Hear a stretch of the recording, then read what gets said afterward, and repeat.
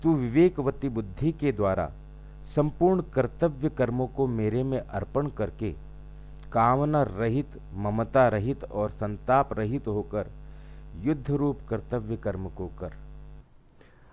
कर्मों को करने की सर्वोत्तम विधि है कि मनुष्य समस्त करण, उपकरण और क्रियाओं को भगवान को अर्पण कर दे, क्योंकि इन सब के स्वामी श्री कृष्ण हैं।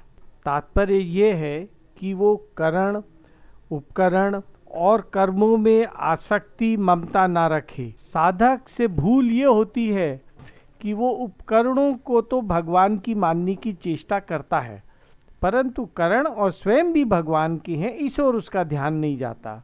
इसी से उसका अर्पण अधूरा रह जाता है।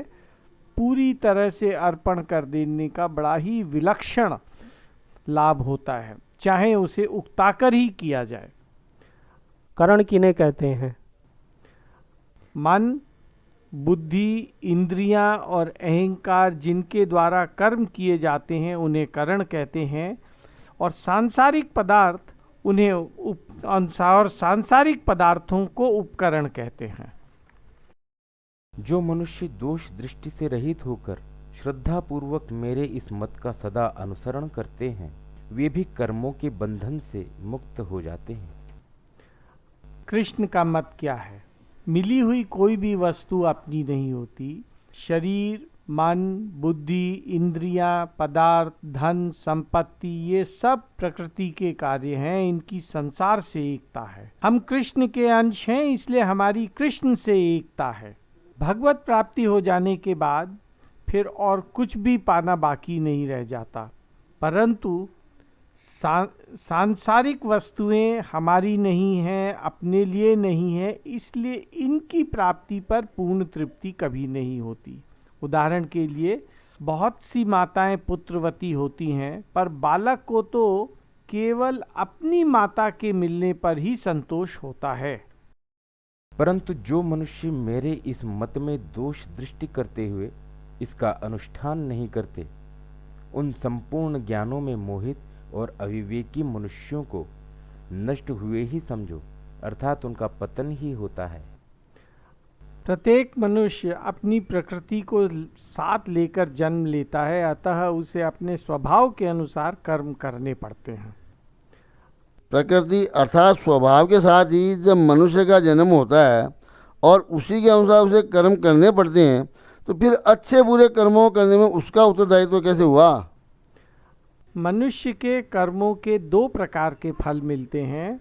एक तो प्रत्यक्ष फल होता है जो परिस्थिति के रूप में प्राप्त होता है, और दूसरा संस्कार अंश होता है जिससे उसका स्वभाव बनता है, और इस स्वभाव के अनुसार ही वो कर्म करता है।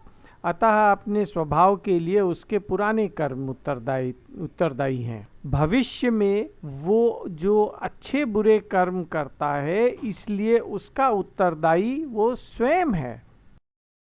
इंद्रिय के अर्थ में राग और द्वेष की व्यवस्था से स्थित है। उन दोनों के वश में नहीं होना चाहिए, क्योंकि वे दोनों ही इसके विघ्न डालने वाले शत्रु हैं।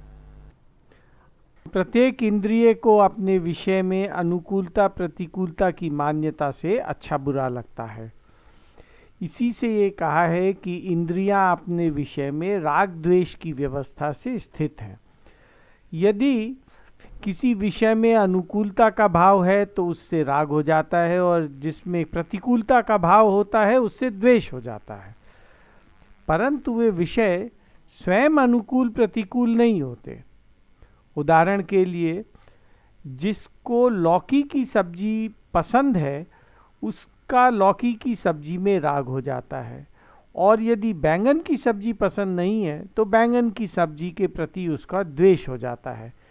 परंतु लौकी और बैंगन में स्वयं में राग द्वेष नहीं है। अगर उनमें राग द्वेष होता, अनुकूलता प्रतिकूलता होती, तो सबको लौकी की सब्जी पसंद आती और सबको बैंगन की सब्जी नापसंद होती, परंतु ऐसा नहीं है। इसी से ये कहा है कि विषयों में स्वयं अनुकूलता प्रतिकूलता नहीं होती, और मनुष्य को उनके वश में होकर काम भी नहीं करना चाहिए। क्यों? क्योंकि राग द्वेष के वशीभूत होकर यदि हम कर्म करेंगे तो ये राग द्वेष पुष्ट हो जाएंगे और फिर हमारा स्वभाव अशुद्ध हो जाएगा। अतः इनके वश में होकर हमें कोई कर्म नहीं करना चाहिए। इन राग द्वेष के विषय में दो बातें जान लें। हम जिसको सुख देने वाला मानते हैं उनसे तो राग हो जाता है, और जिसको दुख देने वाला मानते हैं उनसे द्वेष हो जाता है।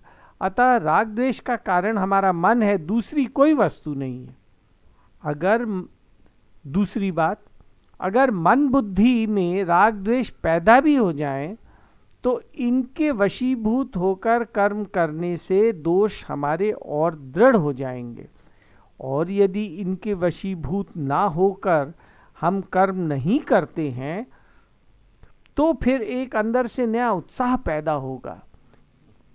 उदाहरण के लिए किसी ने हमें कोई कड़वी बात कह दी और हमें क्रोध नहीं आया तो भीतर से एक प्रसन्नता होगी, परंतु सावधान रहें, इस प्रसन्नता में अपने बल को कारण ना माने, अपितु कृष्ण को ही कारण माने। सोचें कि कृष्ण की कृपा से हम क्रोध से बच गए, वरना तो इसके वशीभूत हो जाते।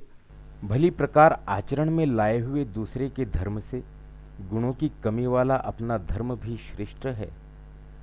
अपने धर्म में तो मरना भी कल्याणकारक है और दूसरे का धर्म भय उत्पन्न करने वाला है।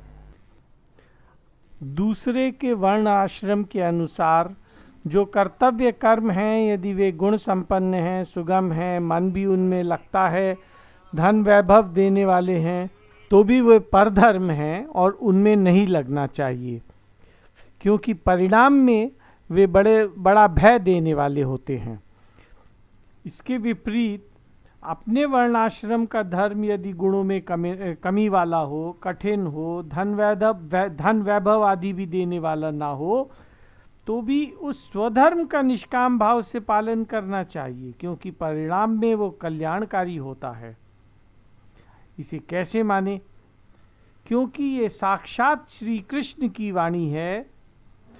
जब कृष्ण कुछ कहते हैं तो वो सत्य होता है। कृष्ण कहते हैं कि कल्याण होगा तो कल्याण होगा ही। हम कृष्ण के अंश हैं, इसलिए हमारा वास्तविक धर्म है अपने को केवल कृष्ण का मानना और सिर्फ उन्हें अपना मानकर उनकी प्रेमा भक्ति प्राप्त करना। गीता को महज इसलिए समझना है कि हमें उनकी प्रेममयी भक्ति प्राप्त हो जाए। अगर गीता को समझे बिना ही हमें उनसे प्रेम हो जाए तो गीता को पढ़ने की क्या आवश्यकता है? आज के युग में क्या सच्चे अर्थ में वर्ण व्यवस्था मौजूद है? आज लोग दूसरे के स्वाभाविक कर्मों में लगे हुए हैं, अपने स्वाभाविक कर्मों को छोड़कर। इसी कारण इतनी अशांति और अराजकता फैली हुई है। आज के युग में क्या किसी व्यक्ति का वर्ण उसके जन्म से निर्धारित होना चाहिए अथवा उसकी योग्यता, स्वभाव तथा कर्मों के अनुसार होना चाहिए? भागवतम में स्पष्ट रूप से कहा है कि मनुष्य के कर्मों के अनुसार उसके वर्ण का निर्धारण होना चाहिए। ब्राह्मण कुल में पैदा हुआ मनुष्य यदि भगवत ज्ञान नहीं रखता और व्यापार में लगा हुआ है तो उसे वैश्य ही मानना चाहिए। यदि स्वधर्म कल्याणकारक है तो मनुष्य स्वधर्म में प्रवृत्त क्यों नहीं होता?